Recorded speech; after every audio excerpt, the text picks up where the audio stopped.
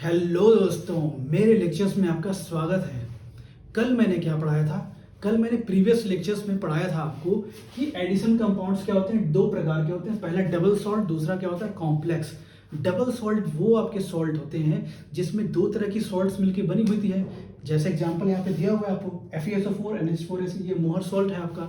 ये दो तरह के सॉल्ट से मिलकर बना है। देखिए पहला सॉल्ट FeSO4, दूसरा NH4, ये अमोनियम सल्फेट बना है।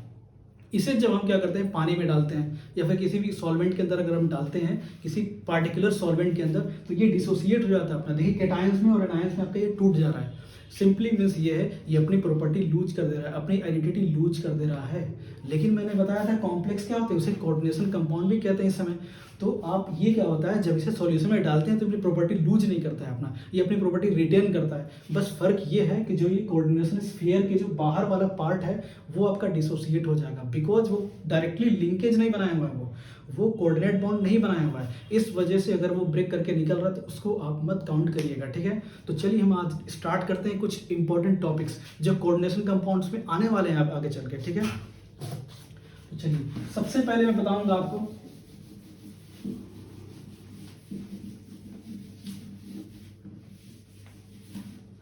Coordination entity. कोऑर्डिनेशन एंटिटी या फिर इसे हम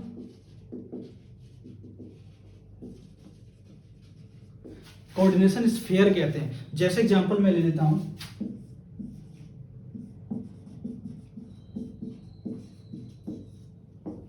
जैसे मैंने ये कोऑर्डिनेशन कॉम्प्लेक्स मैंने लिया यहाँ पे, ठीक है। इसमें आप देखिए ध्यान से, यहाँ पे सेंट्रल मेटल एटम हो गया आपका ये, और ये क्या हो गया आपका लिजेंड्स हो गया। कितने लिजेंड्स है? 4 यहाँ लिजेंड्स है। अमोनिया का है मॉलिक्यूल्स, और यहाँ पे दो आपकी क्लोरीन है आपकी। टोटल कितने आपके लिजेंड्स यहाँ पे अटैच है, मतलब कितने डोनर एटम्स यहाँ पे अटैच है आपके?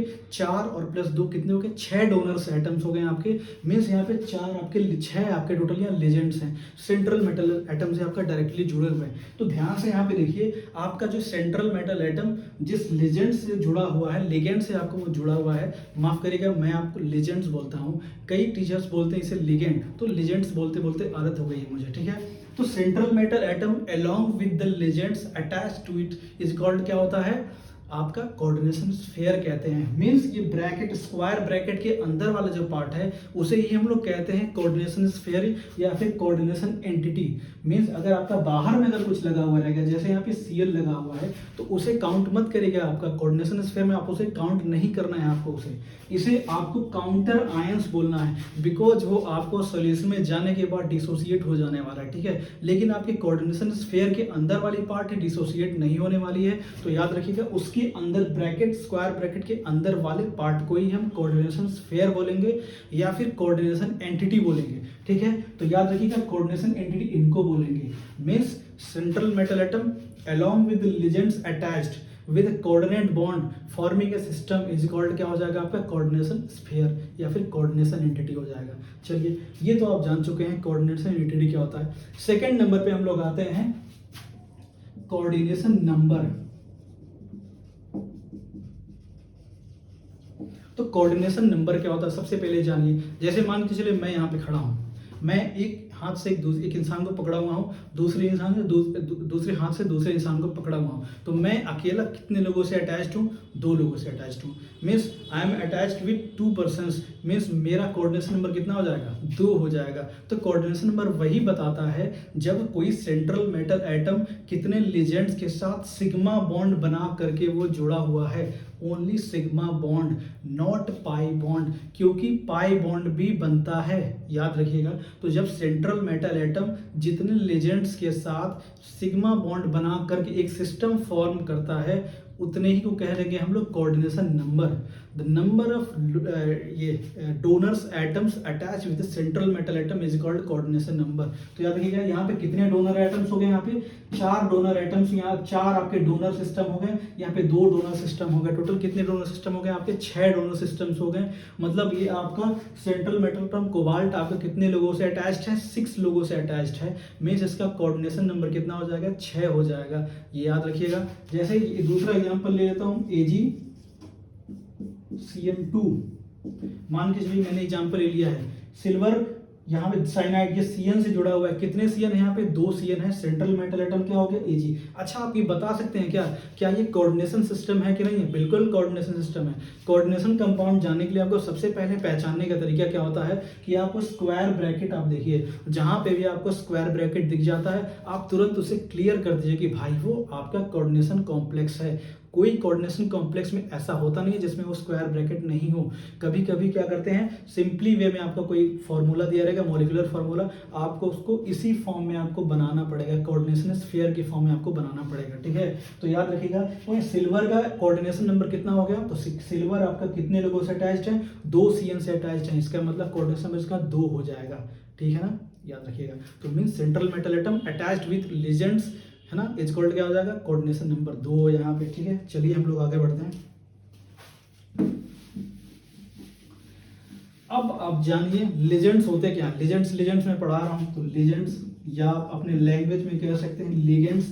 लिगेंड्स याद रखिएगा, वो ऐसे परिंदे होते हैं जिसके पास इलेक्ट्रॉन्स एफिशिएंट होती है, मीन्स उसकी ऑक्टेट भी कंप्लीट रहेगी, ऑक्टेट तो कंप्लीट रहेगी ही रहेगी, या फिर उनके पास लोन पेयर्स रह सकते हैं, मीन्स वो इलेक्ट्रॉन एफिशिएंट होते हैं, मीन्स उनके पास इलेक्ट्रॉन्स इतनी एफिशिएंट होती है वो किसी को डोनेट तक कर सकते हैं। याद रखिएगा, तो किसे डोनेट करेंगे? किसे खलबली यहाँ मची हुई है, तो सेंट्रल मेटल एटम कौन हो गया? आपका कोबाल्ट है यहाँ पे, क्योंकि इसकी इनकम्प्लीट वैकेंट डी ऑर्बिटल्स होती है ग्राउंड स्टेट में या फिर एक्साइटेड स्टेट में इनकम्प्लीट डी ऑर्बिटल्स होती है, जिसकी वजह से इसे इलेक्ट्रॉन चाहिए होता है। तो लेजेंड्स क्या करते हैं, अपने जो लोन पेयर्स इलेक्ट्रॉन्स होते हैं या फिर जो एक्सेस इलेक्ट्रॉन्स होते हैं वो किसको डोनेट करते हैं? सेंट्रल मेटल एटम को डोनेट करते हैं। तो याद रखिएगा लेजेंड्स वही हैं। तो जो सेंट्रल मेटल एटम को डोनेट कर रहा है तो एक तरह से वो आपका लुईस बेस भी तो हो जाएगा।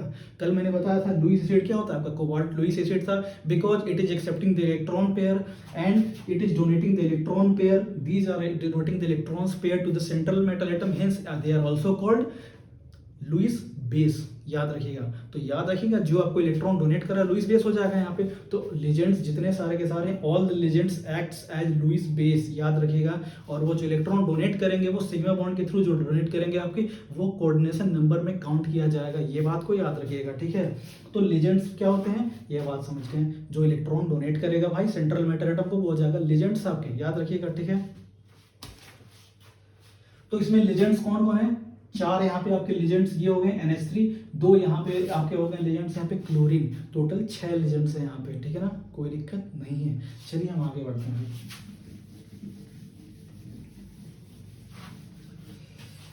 सब अब इस पे आते हैं हम लोग ऑक्सीडेशन नंबर। किस पे आते हैं? ऑक्सीडेशन नंबर पे आते हैं। तो कोई पूछेगा ऑक्सीडेशन नंबर क्या होता है, तो सिंपल जान जाइए, जब सेंट्रल मेटल एटम्स लेजेंड से आप जुड़ा हुआ है, ठीक है, तो अगर हम क्या करते हैं, एक पल के लिए एक सिचुएशन लेते हैं कि अगर हम सारे लेजेंड्स को हम लोग हटा देते हैं, सेंट्रल मेटल एटम से तोड़ करके हटा देते हैं, along with the electrons that are paired with them, दोनों बीच में जो बॉन्डिंग बनी हुई इलेक्ट्रॉन पेयरिंग के थ्रू जो बनी हुई है, उस इलेक्ट्रॉन पेयर को भी हम कहें ले जाओ भैया लेजेंड तुम ही लेकर के चले जाओ। मीन सेंट्रल मेटल एटम से सारे इलेक्ट्रॉन खींच करके किधर चले गए हो, सारे के सारे लेजेंड अपना लेकर के चला गया है। याद रखिएगा, मीन्स जो बॉन्ड बनाया हुआ है वो बॉन्ड तोड़ देते हैं, बॉन्ड तोड़ करके लेजेंड्स को अकेला किनारे फेंक देते हैं।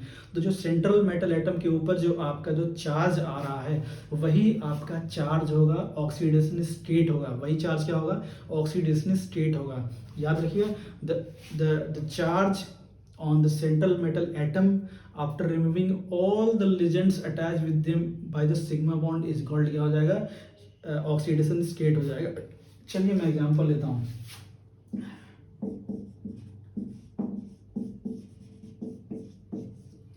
जैसे यहाँ पे K4FeCN6 यहाँ पे बना हुआ है आपका, ठीक है ना, यहाँ पे सेंट्रल मेटल एटम लेजेंड्स हो गया। अगर आप इसको किसी सॉल्यूशन में डालेंगे तो ये क्या हो जाएगा? ब्रेक करेगा। ब्रेक कैसे करेगा? क्योंकि आपका ये टूट जाएगा 4K+ और ये बन जाएगा FeCN6 बनेगा, और इस पे कितना चार्ज आ जाएगा? यहाँ चार्ज प्लस है, 4+ है, तो यहाँ पे 4- भी यहाँ पे साथ में आने वाला है।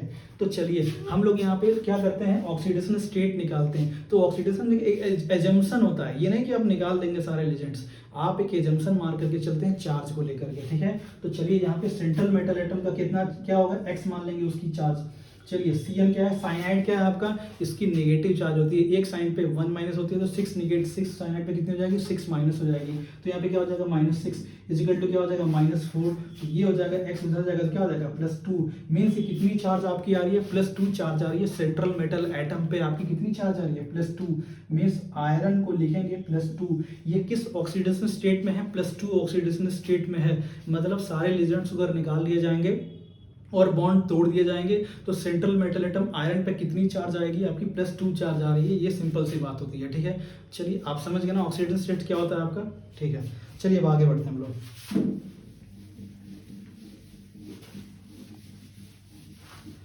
हम जानेंगे अब कोऑर्डिनेशन पॉलीहेड्रा क्या होता है। कोऑर्डिनेशन पॉलीहेड्रा, तो याद रखिएगा सेंट्रल मेटल एटम जब आप लिजेंड के साथ जुड़ा हुआ होता है तो एक ज्योमेट्रिकल अरेंजमेंट, एक स्पैटियल अरेंजमेंट आपका बनाता है central metal atom and legends का सिस्टम बनाता है आपका, और एक ज्योमेट्री बनाता है आपका, एक स्पैटियल अरेंजमेंट आपका बनाता है, उसी को हम लोग बोलते हैं कोऑर्डिनेशन पॉलीहेड्रा। जैसे मैं हूँ, अगर आपका ऐसे हाथ उठा रहा हूँ तो कैसा बन रहा है आपका, ये ट्रायंगुलर बन रहा है हमारा। अगर ऐसे बना रहा हूँ तो कैसी हमारी ज्योमेट्री मेरे हाथों की बन रही है, लीनियर बन रही है हमारी, ठीक है। और अगर हम कैसे बनाते हैं, ऐसे करके बना रहे हैं, ऐसे करके, तो क्या बन रहा है आपका, बिल्कुल 90 डिग्री बन रहा है आपका ये, और ये स्क्वायर टाइप का, हाफ स्क्वायर टाइप का बन रहा है आपका।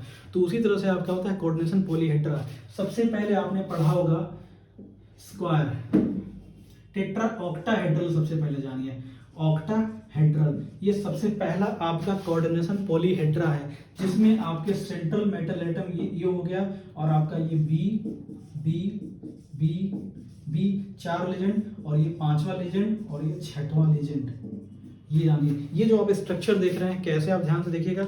अगर आपका ये सेंट्रल मेटल एटम है, ये आपका एक प्लेन में इधर आपका लेजेंड अटैच्ड है, एक प्लेन में इधर अटैच्ड है, एक प्लेन में इधर अटैच्ड है, और एक प्लेन में इधर, 4 हो गए यहाँ पे, और एक ऊपर और एक नीचे। आप क्या करिए, सारे जो एटम्स हैं इसको सबके कॉर्नर्स को ऐड मिला दीजिए।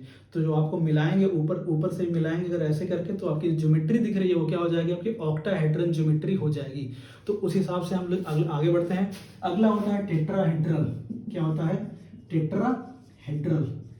ये क्या होती है, यहाँ ए है, और ये बी है, ये बी है, ये बी है, और ये क्या हो गया, बी हो गया। सबको मिलाएंगे तो क्या हो जाएगा, टेट्राहेड्रल आपकी ज्योमेट्री आपकी पा जाएगी। तो इस अरेंजमेंट पे भी आपके लिगेंड्स और सेंट्रल मेटल एटम अपने आप को अरेंज करके रखते हैं। इन सभी के अलावा नहीं अरेंज होते हैं। कोऑर्डिनेशन पॉलीहेड्रा जितने आपके पढ़ने हैं उतने में ही के अंदर में ही आपको अपने आप को अटैच करके रखे हुए रहते हैं। मीन्स अगर आपका सेंट्रल मेटल एटम, ये मैं जिससे पेन से दिखाता हूँ,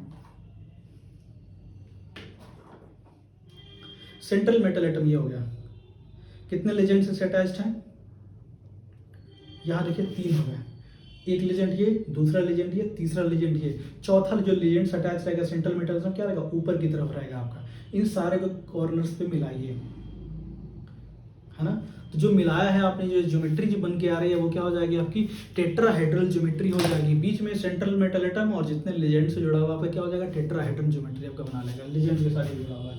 अगला आता है आपका स्क्वायर प्लेनर। क्या आता है आपका, स्क्वायर प्लेनर।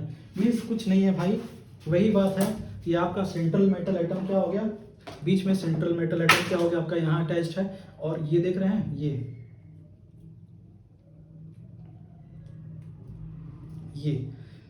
Square planar. एक ही मैं बना नहीं पा रहा हूँ क्योंकि ये एक ही प्लेन में सारे के सारे अटैच्ड होंगे। थोड़ा सा बेंड कर जा रहा है, एक ही प्लेन में देखिए अटैच्ड हैं कि नहीं सारे के सारे।